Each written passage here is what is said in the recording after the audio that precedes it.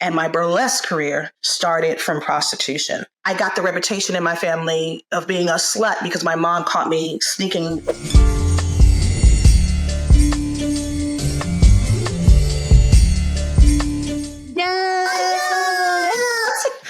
Ladies and gentlemen, folks, today on the pod, I have Perle Noire.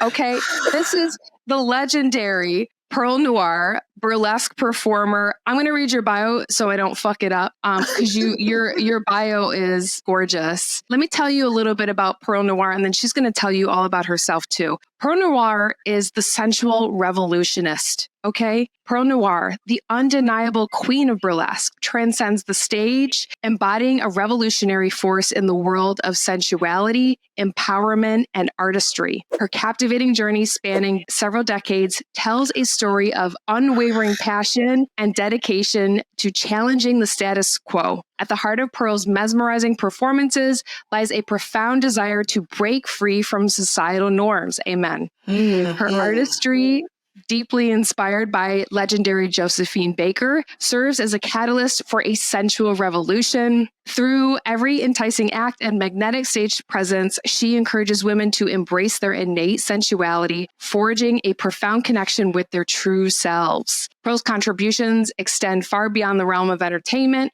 With her groundbreaking healing through seduction methodology, she guides women on a transformative journey to self-love and empowerment. Her wisdom and teachings touch the lives of countless individuals, rekindling the flames of self-love and sensuality in all those who embrace her work. Her legacy is not just simply about glamour. It is a testament to the resilience of the human spirit and the ability to heal through the art of seduction. Welcome, Ms. Perle Noire. Thank you for being here. Hello, everyone. Those of you who cannot see me, yes, she said decades. Yes, you heard that right. And I want you to know I still look good, even after all I have been through, okay? She's gorgeous, people. You're gorgeous. Thank you. So I'm so excited to talk to you. So we're in the same business lady entrepreneurship club. Yes. And I think it was about a month ago, they had like a live stream of your talk at ROI last year. And I was on the live stream. I was shook. I had like goosebumps. It was so beautiful and powerful. And yeah, I was like really excited to reach out to you, and you said yes, which is like really, really nice of you. So you're super inspiring. So I'm really excited to hear more about your story. I have so many questions for you. So Ms. Perle Noire, I not to be Diane Sawyer, but come on, let's do it. Let's be it. Let's do it. Let's live our fantasy. So you've accomplished incredible things. Thank you. You have this incredible healing through seduction methodology. Talk to me about like when you were young. Talk to me about when you were a kid and stuff. And like, was there, like looking back in hindsight, like were there twinkles or like foreshadowing of the Perle Noire to come? Yes. Absolutely, yes. And so much so that I used to be punished for my power. I was the young girl who, put on the power suits while everyone else was playing in the playground. My cousins, there are pictures of me with my younger cousins when we were like 10, 11, and I have on a power suit from the thrift store that I picked out myself, honey, in an updo. Everyone else is playing robbers and tag team and hide and seek. And I'm like, let's play in boardroom. And so I have always been this person, and I always knew my sensuality was my power. I knew from a very young age that it was not my fault how adults reacted to my sensuality and my power, because I already had like a D cup or even double D, I think, at 11. So I was already looked like a woman, and I knew that the adults who tried to shame me for putting my hands on my hips and dancing a certain way to the music, I knew that they were the ones who were disconnected. So yes, I've always had this power. I've always been colorful, as we say in the South.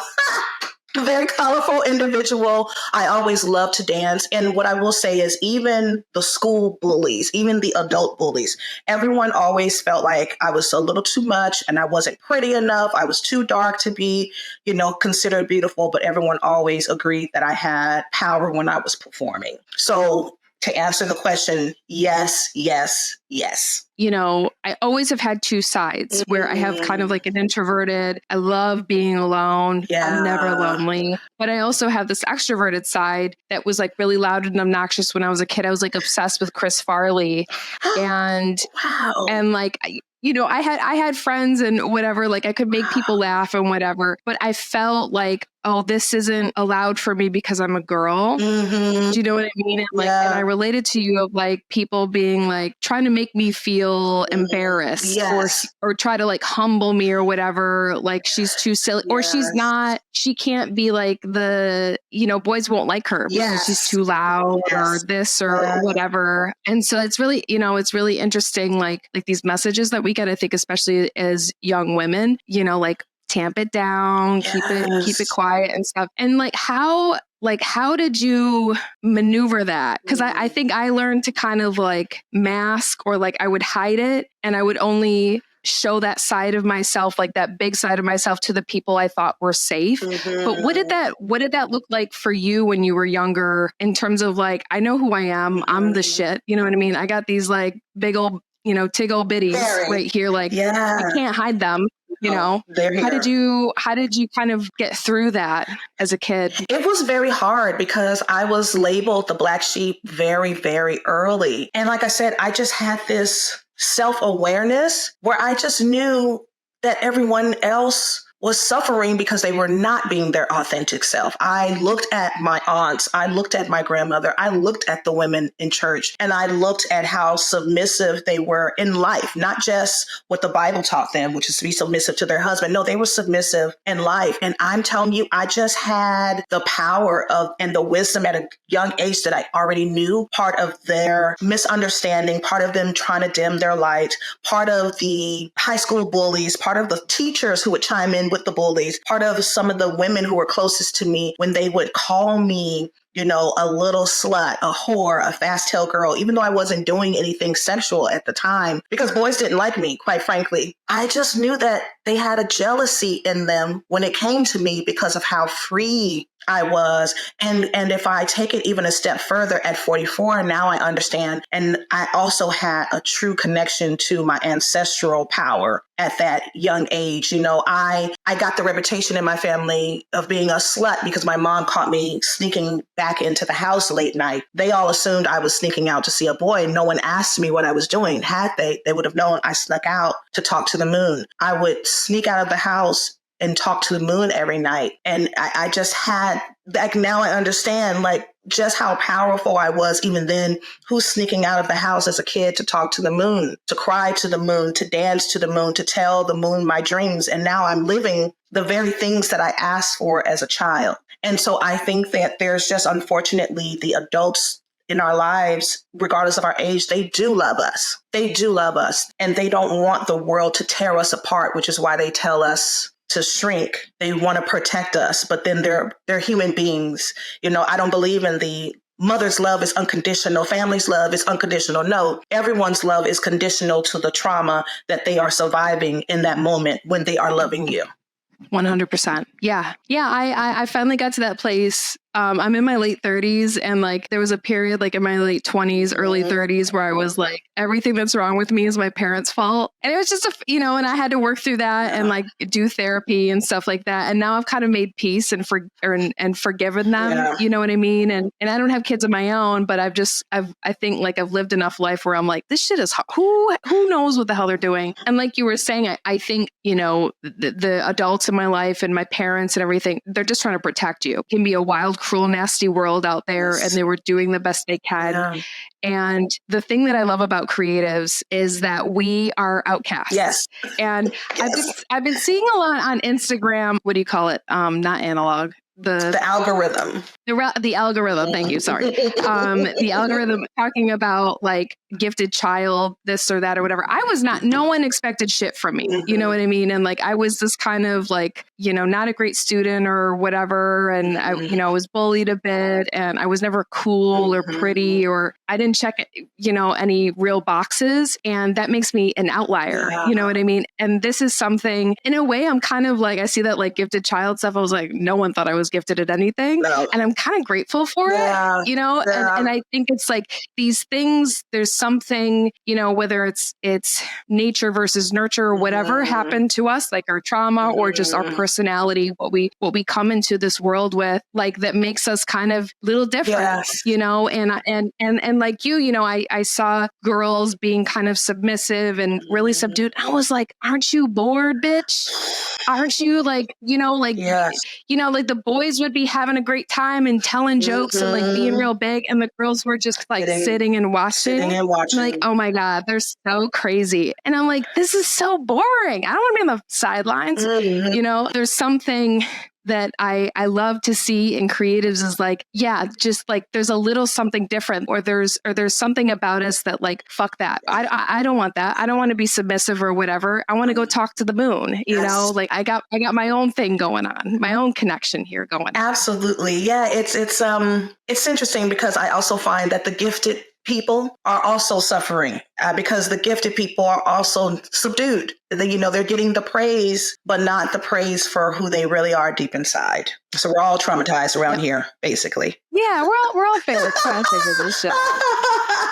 Bless our hearts. Excuse me. So talk to me about, you're a bit older. How did you, like, what was the journey to becoming a performer?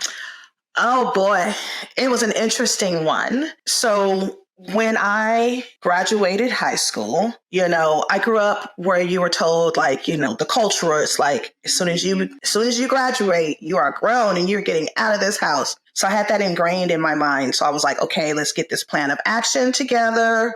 As soon as I graduate, you know, I've saved up a little bit of money. I'm going to go stay at a little motel until I find an apartment. So the day of my graduation, I literally went with a couple of bags, checked myself into the worst place possible, which was this dingy hotel. Every time I tell the story, I say hotel because the M was missing. There was like Smurf blue, very wet carpet. I will never forget that part. And I remember calling a friend who, you know, she also wanted to be a performer. That's why we connected. And I was telling her, like, girl, I'm in a dire situation here, girl. Like this place is a mess. And so she told me to come over. She said I can stay with her until I get on my feet. Because my plan was to move to Las Vegas and be a showgirl, even though I'm only like 5'2", y'all. With no formal dance training, but I had big hopes and dreams. So I got to their place, you know, long story short, stayed with them for the weekend. On Monday, I found out I was tricked into prostitution. Was told that I was a prostitute now and I had a new name and to get to work. So in that process, I, you know, went into the fight or flight mode and I said, okay, let's do what we have to do. And now I need to figure out how I'm getting out of here. So I worked that first night, you know, and even while servicing these men against my will, I still had the moon in my mind. I still had my self-worth. Can you believe it? In my mind, I was like, this is not going to be my story. I'm supposed to be a star. So I spoke to the moon, asked the moon to get me out of this situation, asked the ancestors, asked anyone, anything that would listen. And so my performance and creative journey started because the pimp came to me the next day and said that she had a dream that she was supposed to let me go because I have a bigger purpose in life. So my journey to creativity and my freedom and my burlesque career started from prostitution and this pimp releasing me. And then I did find my way to Vegas, worked on the Vegas Strip with the lounge band. September 11th happened, so I moved back to Dallas, then found myself in New Orleans. And New Orleans is where my burlesque career started. And that was only like 3 or 4 years after surviving prostitution against my will. So that's how it started. Wow. You said, if you can believe it, you know, like that you held on to your self-worth. I can, you know, like I have not experienced what you've experienced in terms of sex trafficking, but, you know, I've had my own trauma and it's like, you know, like you have to disassociate a bit, you know what I mean? And even with anything, like even like I found like in my life, like challenges, day-to-day challenges or whatever, or setbacks, you know, like those dark nights of the soul that we have, you know, holding on to who I was a little bit more important than committing suicide or giving up. You know what I mean? Or letting this piece of shit take over my soul or, you know, whatever it was, just holding on to that. And that's so incredible. And I want to like pull out from that too, like how important vision is. And that it sounds like to me that you've always held on to this beautiful relationship that you have with the moon, right? That kind of like spiritual connection. But it sounds too like you, like no matter what, even through this extremely painful circumstance, that you held on to that vision. And how wild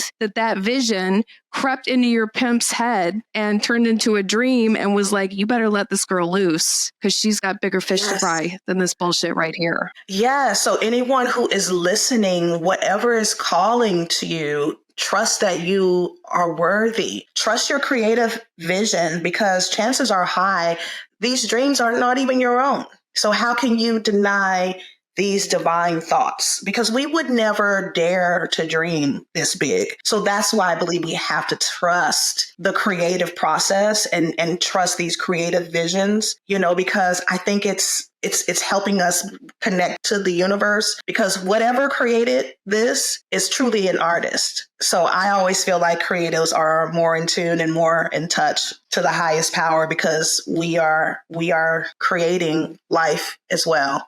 Absolutely. And I think that's what flow is, right? Like when we're in our art, when we're in our craft, and we're not thinking about what are other people going to think about this? How many followers can I get from this? What can I get from them? How much money can I make? Which is important. We have bills, right? We need to eat, we need to pay rent. But when we can get into that flow, to me, it's a very spiritual experience, right? And you lose track of time, and I just feel so much beautiful energy run through me. And then how amazing is it too when you do your art, like when you're on stage and people come up to you afterwards and are like, you have impacted me, affected me. You made me cry. You gave me shivers. You made me dream a bigger dream. I mean, how incredible is that too? We deserve it. That's all I know. So I have another question. I'm curious, like from this traumatic experience of being sex trafficked and everything,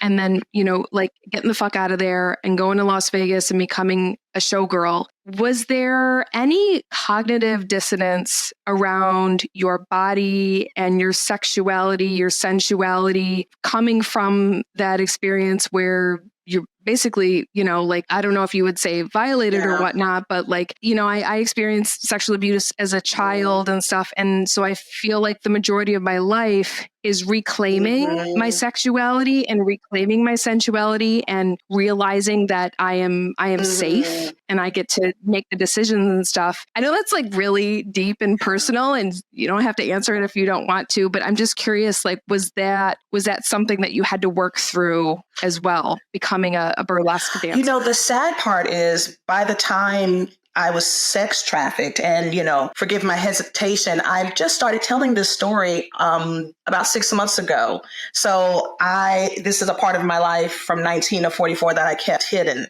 And unfortunately, by 19, I had already been violated so many times, So I think for me, I just was in the gratitude of surviving and just wanted to honor that I escaped. And happy to also report, though, that I still knew that my sensuality and sexuality wasn't the enemy. So I just was born with this awareness of my own power. And I am also grateful to say anytime I was violated, I never took on the shame of it. I always knew that they were wrong, and I always told. The only time I didn't tell was my family was about the prostitution, because the fact of the matter is I was gone for 3 days and no one even filed a report. No one even noticed that I was gone. And, I've just now have been called to start sharing this part of my journey. And I think for me, I still knew that I had the right to be sexual and sensual, and still knew that my body was for me, and still knew that the shame wasn't on me, which is probably why I'm the best person to teach what I teach, because I'm very aware where the shame belongs. Amazing.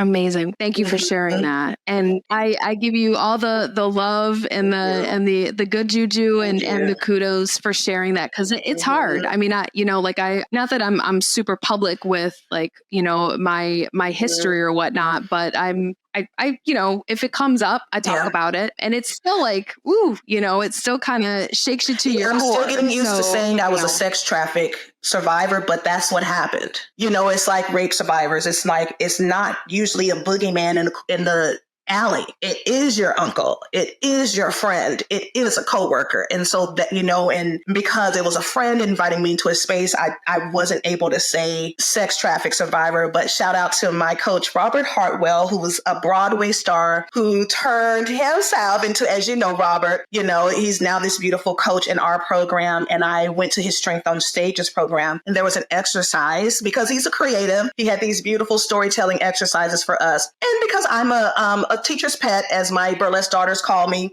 I filled out all the templates. Like, you were supposed to pick a few. And one of them was just asking about things that you have survived. And I was like, oh, I'm going to talk about how I survived sex trafficking, not thinking that was the story Robert was going to tell me to tell. And he was like, no, people need to know this part of the creative process, because that was the catalyst to who you are now. So, to the creatives listening, that thing that we're supposed to be ashamed of, that is the thing that's going to help our art mean something. Beautiful. Wow. What 100%. 100%. I really think, I think like personally too, on a good day, I wouldn't change anything about my story. I wouldn't change the fact that I was, that I was abused when I was a kid, because I learned so much. It forced me to build so much character and do so much work on myself. And again, I think too, like, the thing that I love about creative, I always want to say with clients or other creatives that I talk to is like, we did not choose the easy path. Okay, maybe we're not like, doctors or whatever, we're not saving the world, but we kind of are, you know what I mean? Like, how important, how valuable is it to lose yourself for 90 minutes at a beautiful burlesque show by Perle Noire, or a beautiful piece of art in a gallery or museum? It's super important. And it is courageous that we've decided to pursue a life of creativity, because this shit ain't easy for me, like putting shame in its place and, taking it off of me. And like, I had nothing to do with that. Like so much has come from that, and so much strength and courage that I have like on my journey. And it's like, if I can get through XYZ, when I was a kid, or this or that, or, a parent being sick or whatever, I can put myself out there on the internet. Yes. You know what I mean? Yes. And you're putting yourself out there with this lovely podcast. Exactly. I want to pivot a little bit into you performing as a burlesque dancer. Now you said you went out to LA, 9/11 happened and stuff. And then you ended up moving to New Orleans, and you said you had no professional dance training, no stage experience. Like, so how did you make that leap? And how did you, I mean, I know we all know like your vision was super strong. So I guess like, how were you like, okay, Perle, like we're going to figure this shit out. I don't have a resume right now, but I will.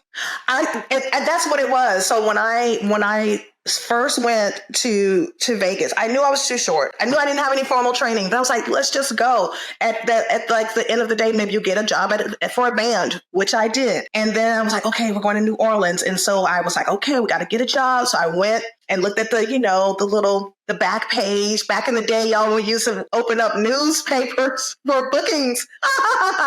And so I was like, let's see who's hiring. And I saw this woman. Her name was Jeannie Hatt. Okay, Alicia Miller, shout out to you. And she was like, I just wrote this all Black burlesque musical. And I kind of had an idea what burlesque was, but I didn't know what I was going to find out. And I said, okay, I'm going to go audition for this musical. Got the role and started researching burlesque. And that's when I really found out about people like Lottie the Body, Tony Elling, who was Duke Ellington's protege. He wrote the famous song Satin Doll about her. All right, y'all. Yes, burlesque artists have been influencing every genre of music since the beginning of time, like we still are. Okay, the Beyonce Renaissance was part burlesque, just so everybody knows. Anyway.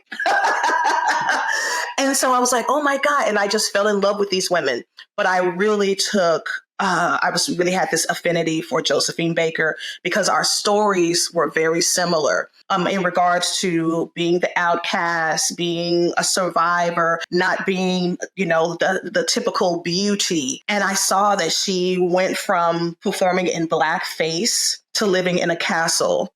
She went from performing in Bananas to writing secrets in invisible ink for the French Resistance. She was the only woman to speak at the March on Washington. And I felt like she called on me to honor her legacy. And so I said, okay, I'm going to do this burlesque musical for like a year or two, and then it'll be time to leave. And so I auditioned for this show, Bust Out Burlesque in New Orleans, House of Blues. And I went in, saw this beautiful Black woman who turned out to be a true showgirl, Dolly Rivas, my burlesque mother and mentor. And I said, if I get her, because it was a white man in there, and I said, he's not going to like me. If I get her attention, I'm in. Long story short, got in, went to the first day of rehearsals, told her mentally and spiritually that I am Josephine Baker and my name is Perle Noire. And Dolly looked and she said, why don't we have her do a Josephine Baker tribute? And why don't we rename her to Perle Noire? Not realizing that Perle Noire, everybody, is what they call Josephine Baker. So I'm very aware of my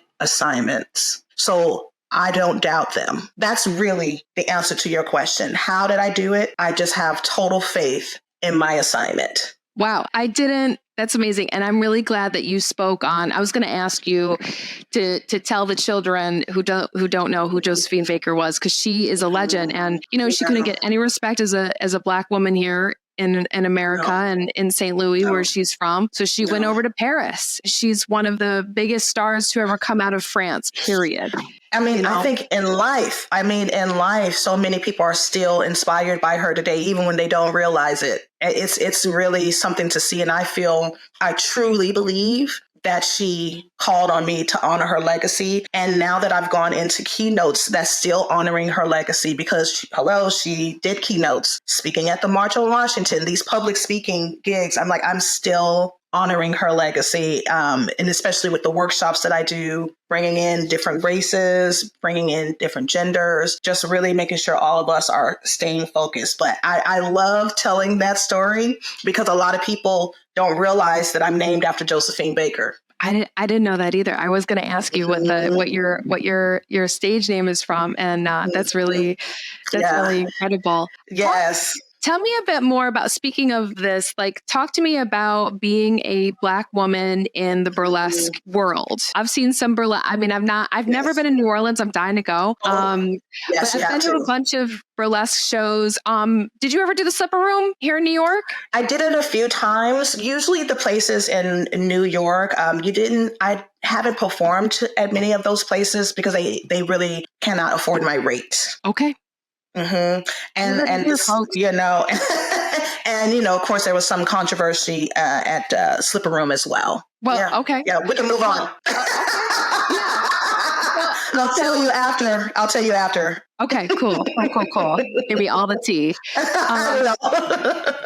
But I've been to a bunch of burlesque shows in New York and in different places and whatnot, and it is predominantly white performers. So I'm curious, what has been your experience? And I'm assuming through your workshops and stuff and the work that you do to give back, to encourage more women of color, more Black women to be seen more. Yeah, for me, for the longest time, I would say at least 10 years, everywhere I performed, I was the only Black performer. And there were other Black performers. There were Black performers who came before me. And there was always, I've always had a very interesting connection to white performers in burlesque and the Black performers, because a lot of them definitely do not agree with my approach to burlesque, how I present burlesque, what I think in regards to how Black people really don't need to rely on white producers for our opportunities in this day and age. And so, and there's a whole tokenism thing for a lot of people. They were very upset. They felt like I was being a token at some of these white shows. And I definitely was like, I have never been a token, because I'm always getting the standing ovations and making people cry and faint. So I'm no one's token. I'm the best for the job.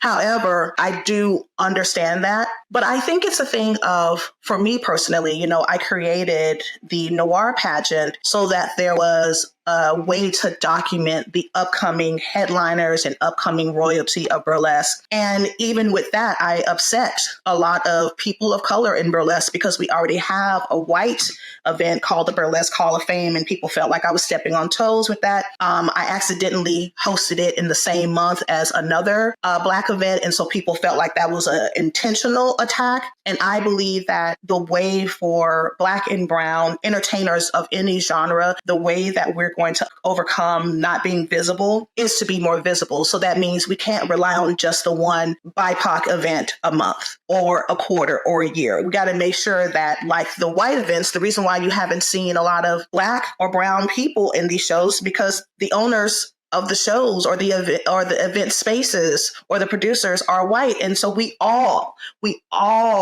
have our bias. We all have our preferences. So until all Black and brown performers make a conscious decision to focus on the financial security and stability first, so we can buy our own venues, right? And think about, you know, educating ourselves, you know, focusing on the business side of show business, we're always going to be the minority. And again, definitely when some people hear this, they'll be very triggered by that, but I stand by it. The only way for us to make it to where people are no longer saying, oh, these shows are all white, is if more Black and brown people decide to focus on the business side. So, you know, taking maybe a step back from performing in the smaller shows and doing the private events where your community won't see you, but you'll be making more money, you can build, or even focusing on online performances. That way we just focus on the visibility. So for me, when I was touring, and, you know, it's like, how could you do that show? You're the only one. Well, how are we going to be visible if no one is there? Yep. Yeah. So that's my take on it in my experience. But I've had a beautiful experience considering the fact that I don't look the part. I'm not a traditional, beautiful Black girl. Usually in entertainment, it's a biracial woman. If you know, she's Black, or it's a Black woman with the fair skin. They're usually the ones that get in first, and then the rest of us can come in. So I've really made history looking like this and being an icon in this. And, you know, I come off as egotistical to a lot of people in the burlesque community because you're supposed to be humble. But I looked up the word humble, and it means to have low self-esteem. And that's how they keep you stuck and relying on them. And so I don't want to be humble. I have a legacy to ensure, right? Like the people, the powers that be in the burlesque community have already shown me they are not going to make sure I'm a part of history. There was a white event. I won. I was the first queen of burlesque in New Orleans. And the producer has erased all of my videos, taken down all of my images. You know, this happened over a decade ago, and promoted our beautiful Catherine Delish, who's a true icon, and promoted her. And if there is no shade to her, but I did win. I beat her. And so I still feel to this day that I should have been the person being asked for interviews and having my pictures everywhere. When I saw that that wasn't the case, that's when I came up with the idea to have my own pageant. So that is my experience. My experience is I'm not waiting on anyone. I'm not going to be humble. I will be kind. I will be gracious. I will have a lot of gratitude, but I will not be humble. Being humble is for people who have other people supporting them. That's for privileged people. I don't have that kind of luxury. Absolutely. Can't afford it. I can't afford to be humble. I'm sorry. No, it needs to be fought for, like, visibility. And I love, like, you were just like, you don't want me to have a seat at the table. I make my own fucking table. Yes. You know, yes. I love it. And, you know, fortune favors the bold, and you have to, you know, you like to make change happen, right? To make things happen and to change things, you got to make some bold ass moves, and you have to be confident and stand behind what is really important to you and what you know, and what your truth is. So, oh, I love that. I think it's really incredible. You're just like, we'll just do our own pageant, you know. Thank you. And one other thing too, you know, you said, like, at one point you hosted an event, like, for you know, Black women and women of color, but it just so happened to be like around the same time as another one. Folks, we make mistakes, you know, like being here and putting your ass out, your whole ass out on the internet and put, you know what I mean? And being in the arena is not easy, and it's filled with mistakes. And I think too, you know, you having that you're grounded in your purpose and you know who you are and having your mission will help you not fold when, you know, haters on the internet or haters in your industry or whatever come for you. Not to say, I'm sorry. And, you know, like back down or whatever. Like, I think it's what I love about you is like your vision and your mission is crystal fucking clear. It's very clear. And the woman, you know, someone I consider a burlesque daughter still to this day. So I remember as soon as I realized I made the mistake, I definitely apologized and said, you know, hey, I'll definitely make sure we don't do that again. However, I still believe in order for us to truly gain that visibility, we're going to have to get to the point to where we don't see the scarcity in ourselves and we understand that we got to do what the white producers are doing. There's like 10 to 20 shows or festivals at one time. That's why people only think of white performers when they think of burlesque, because that's who they see in the advertisements. That's who they see on the music videos. That's who they see being portrayed in the movies. So it's like all of us, people of color, we have to have the 10 to 20 shows at once so we can start dominating. So that's my take. Yeah, I love it. Thank you. And so tell me about the work that you're doing now. Is it healing through sensuality? Your methodology? It's healing. Talk to me about it. Healing through seduction, which I don't say much because you get flagged. So what I've been saying is healing through burlesque, healing through self-love, just because we're censored. Like here, I can say healing through seduction, healing through sensuality. You're absolutely right. What happened, how I created the methodology was because there was a time when I did stop to think like, how come you don't like your dark skin? How come you still think you're the ugly kid from high school? You know, and I realized after like the second abusive relationship, oh, you really need to heal your relationship to seduction, not sex, everybody, seduction. And so when we are seduced by other people, the first thing we usually say is not, ooh, that sex was so amazing. Ooh, I just love their ass. Ooh, I love their big butt. No, I just feel like I can be myself with them. Well, why do we have to wait to find that kind of sanctuary in other people? And then I said, you know, you're doing burlesque where it's all about body positivity, yet you are still having a time when you see biracial Black women. That's still a trigger for you. So I had to start my body positivity journey, not with curves, but with something you really can't change. You have to have a certain amount of money to change the color of your skin, okay? And I like things like champagne and caviar. So I think even if I had that level of money, I'd be spending it on champagne and caviar and not lightening my skin. But you know what I mean? I was like, so you have to seduce this brown skin. You have to start speaking to it better. And so the healing through seduction is really healing your relationship with yourself and really becoming your own sanctuary, learning how to honor your boundaries with yourself. So then you can start honoring them with other people, redefining intimacy for yourself. Why does your intimacy rely on someone else being your emotional surrogate? So I said, I really got to start seducing myself, learn how to trust when something feels good and when it doesn't. So then that way, moving forward, I know to leave the first time someone punches a hole in the wall. I don't see that as the ultimate act of passion or intimacy to have someone so enraged. Oh, he just can't stand the thought of someone else looking at me. And so I'm finding sanctuary with this surrogate to fill a void from childhood or adulthood. And that's once I really, I'll tell you when it happened exactly. I did one of my first Josephine Baker tributes, got off stage, got this standing ovation. I was like 25, this very dusty white man who looked like a Simpsons character, the one with a ponytail but no hair up top.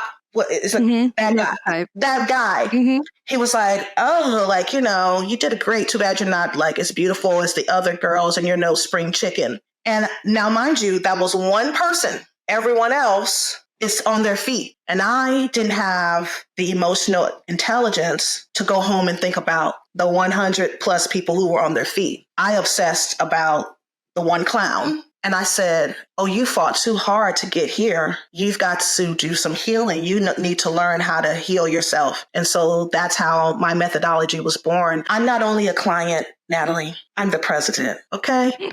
Yes.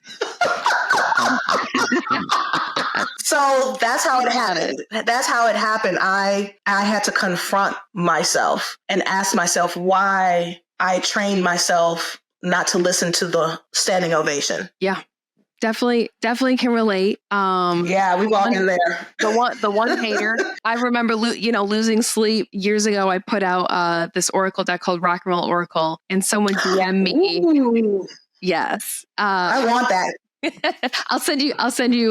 Well, I don't have any more Rock and Roll Oracle, but I have the Music and She one, and it's just the divas. Just the. Oh, let's do it. Okay, I'll pay. Send me the link right now. I'm gonna pay. Okay. Thank you. You're welcome. But someone DM'd me like all this hate and stuff, and I lost sleep. I almost just like, I was like, I was like baby's first criticism, baby's first internet criticism, and you don't know any better. And I focus on that versus all the testimonials that I had and of people saying, I love this. This is so fun. This is so great. Right. We focus on that one person who is a naysayer. And as you were saying, Mr. Homer Simpson or whatever with the bald and the pony in the back. I just Willie Ninja just like painting his face and then turning the mirror around to me like, yes. Have you looked in the mirror, Boo-Boo? Yes, now that for me, like very that. Can someone bring a mirror over here? This gentleman needs some help right now. Absolutely. But I think, especially too because. Sorry, go ahead. I was just going to say, like, because sometimes that person that's criticizing is now we all can be criticized. We all can grow, but there's a difference, right? Between someone being like, hey, if you added this, that would help me feel more comfortable, buying this deck. Or, hey, do you have in the future, are you going to create this deck to do this? But I just think about this person, he's working at the House of Blues. And I didn't think about it until now. Like that person was probably a failed artist watching me live out loud. Yes. Yeah. And I think I love that quote. I think it's one of the Roosevelts wrote it. The man in the arena. I like to say the woman in the arena. Like most of these people who are criticizing are not in the arena. They are not putting their whole ass out there for the world to see or whatnot. And I have never I've never talked shit about people, and I may look at something and be like, ooh, that's a hot mess or whatever, but it doesn't leave my brain because I know it may not be for me. I may not love it or appreciate it or whatever, but I certainly know how scary and difficult it is to put your art out there, put yourself out there. Yes. And one other thing, about the work that you do and what you were saying about like trusting ourselves and doing things for ourselves versus other people is to stop that, like for me, to stop that talk of, am I crazy? Oh, I don't really like what he's doing. Or, I'm not really feeling him or whatever. I must be crazy, right? Something must be wrong with me because everyone else is cool with this or, like all my friends thinks he's cute or whatever. Like, it's like, no. Like it's taken a long time to trust that, that intuition here of like, it doesn't matter if it's innocuous. It doesn't, you know what I mean? Like if I feel it, it's like, this is a message, you know what I mean? Like this is like, just trusting our intuition. We are so much more intelligent than I think we realize, and just being able to trust that and like, no, bitch, you're not crazy. Run. Agreed. Run. So when you get in the habit of seducing yourself daily, so that can be romancing yourself with kind words when that doubt sets in, that can be allowing the doubt and fear to actually have a voice. It's not silencing it and understanding like, okay, I have the doubt. Now let's talk about the facts, right? Let's embrace the imposter syndrome. Okay, now let's actually treat ourselves the way we want to be treated. So we really have a true compass and guide within ourselves. And we're not waiting on other people to show us how we should be treated, and get in the habit of truly honoring our boundaries when we're alone, because sometimes we don't listen to our gut when we're alone. So we just got to get in the habit of honoring our boundaries, giving ourselves self-consent, and just really also changing our relationship to the word healing, because most of us have been taught that healing indicates grief. It indicates sadness. It indicates something is wrong with you. But we are so foolish to believe that we have to heal our body several times a day with food and water, but we don't have to heal our spirit several times a day. That's all it is. That's all it is. So we got to learn how to listen to the spiritual and sensual growls the way we know how to listen to our tummy when it growls for food. Absolutely. Absolutely. Yeah. Yeah, I love that. So being kinder to myself, which is, man, it's hard sometimes. Yes. Yes. We've been taught to do the opposite. Yeah. But just trying to love and appreciate as much as I can. And some days it's just like not hating. And some days it looks like just avoiding the mirror, but I love that that's a reminder. And like, we can experience joy and we can seduce ourselves. We can, be sensual for ourselves. We don't need to wait for someone, you know what I mean? Like, we're a whole puzzle. There's no, puzzle piece missing of he or she or another human being in there. We can do it for ourselves. Yes. And then when we meet the other person, we can be a better partner, a better friend, a better lover, because we truly have a guide. And the scary part about that, and I do want to confirm that what has happened to me is when you do come in very clear about what you want for your body, how you want to be, spoken to, what kind of communication, it will repel some people. But that's good, because that's the person that isn't for you. So I won't lie. You may, depending on who you talk to, and you coming in there as a woman, especially if you, are going the traditional route and going to be with a man, you have to get a man who's very secure in himself, who would be honored to have a guide so he can get you to where you're trying to go. But yeah, you will be a better person in these relationships when you're not relying on them to do it all for you. Or expect them to read your mind, which I did for a really long time. I was like, why aren't you getting my mind bullets of how to please me? Or like, why aren't you buying me flowers? Because I never told you that I love to receive flowers. And that, I love going on dates, and like, I ask a lot of questions, and if it's going well, I'm asking you a lot of questions. I'm asking you questions about the bedroom, and I'm sharing a lot too. Cause it's like, I've done that. I tried to, I want you to be a mind reader shit for way too long. And now I'm just like, here are all of the cheat codes. I've figured it out. Yes. This is happy. This is who I am. And I want to add to that. I know a lot of people think it's cliche, the whole like date yourself, but it's like, no, you kind of have to, it's like, I take myself, there's a whole online, the whole Cheesecake Factory debate. And it's like, well, if the person hasn't seen you talk, but they haven't heard you say, well, I'm going to this, I'm going to go do the 5 courses today.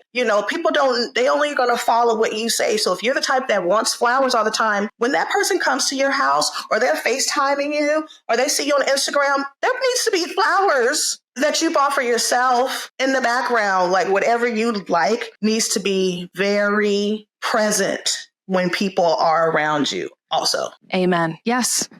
Yes. I think too, in terms of energetics, I'm going to say this and then we're going to wrap it up. I know you've got places and spaces to be in, even though I could talk. I'm so fired up right now. I need to go for a run now. I was like tired before this. I was like, oh, I got to get the hell up, put some makeup on or whatever. And now I'm like, let's go. I have this effect on every time I do a podcast interview. I'm proud to say this is what happens after. So I feel very grateful that I give people energy. We just need to do this every morning at 7 a.m. So every morning, I'm just every morning.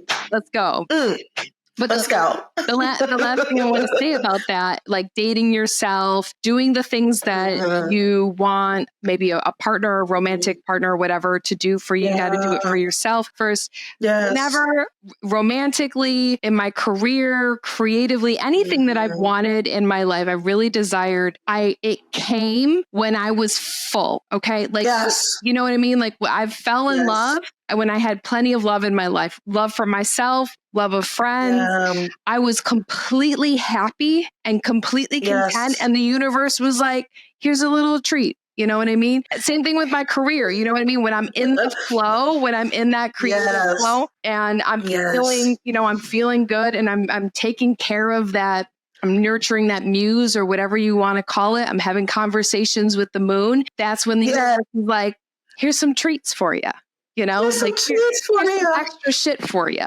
This is what you're ready now. You're ready. Here you go. Here's what you've been asking for and praying for. I would love to add one more thing to that just came to me now. Also, I think it would be beautiful if whatever it is we're seeking, like the type of dates, especially that we want, to just make sure that's already happening with your friends, that you have these romantic, deep connections with your friends as well. And then that way, when a partner does come around, you will be less likely, I think, to abandon your friendships. Yes. Because you're being fed in all of them, in a beautiful way. Yes. I love that. I fall in love with my friends all the time, Mm-hmm. I even have friends. I was thinking about, like, in college, me and my girlfriends, we would cuddle in bed. You know what I mean? Yeah. We would just cuddle. Yes. And it was so lovely. The oxytocin we saw, we didn't need any dick in that room. We were so happy and in love with each other. And there was nothing physical or sexual about it. It was just love, super important. Yeah, I agree. Yeah, I love seeing my friends cuddle with them. So, yes. Well, Miss Perle Noire, I'm going to give you your time back. Thank you so much for talking with me today. You are a light and a vision, and I am hella inspired. And you did this thing. I don't know if it was the ROI thing or something on Instagram that I stalked you over, but you did this move. And it was like, ROI. Yes. You could not tell me that you are 5'2", because in that moment you were 7'8". You are a big, beautiful presence. Thank you for your service on this planet. Thank you for talking with me today. I love you so much already. And before we go, tell the children where they can find you and how they can work with you. Okay, lovely children, far and wide, please, please, please hit me on the Instagram first. I know I should give you my website, but I think if you follow me on Instagram, that is where you're going to really be able to connect with me in real time. And so it is ThePerleNoire, The Perle Noire. If you are a person who likes a good website, the website, because I am always thinking about my business, is blackburlesqueen.com. Okay, I will be in history. If you type in Black Burlesque Queen, I'm going to pop up, baby, because I'm thinking ahead. All right. The one and only. Okay. The one and only. And I would love to give your listeners they can get a link to download my free ebook, so that they can start incorporating the healing through seduction rituals. My favorite one for performers and non-performers, striptease ritual that can be done in the morning or at night. And it was inspired by the beautiful, the great, and the late now, unfortunately, Toni Elling. The reverse striptease was one of her signature burlesque pieces. And it just makes you aware of how you can slow it down just a little bit more. Yeah. Amazing. Thank you, Perle, so much. We'll put all that fun stuff in the show notes too for the podcast. I appreciate you so much. Thank you so much for being here. Thank you. Thanks, everybody. Thank you so much for joining our podcast today. I hope you really enjoyed it. If you would consider liking, subscribing, and even leaving us a comment. This way, it will help us to keep the podcast alive and continue to bring you some really awesome interviews and nuggets of creative wisdom. So thank you again for checking us out. I'll see you next time.